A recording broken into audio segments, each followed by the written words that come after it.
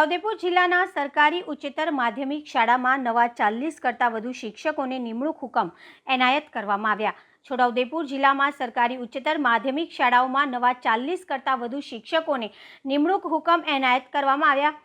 Chhota Udepur SF high school ખાતે ઉચ્ચતર માધ્યમિક શાળામાં નવા 40 કરતાં વધુ શિક્ષકોને નિમણૂક પત્ર એનાયત કરવાનો કાર્યક્રમ રાખવામાં આવ્યો હતો અને નવનિયુક્ત શિક્ષકોને નિમણૂક હુકમ આપવામાં આવ્યા હતા।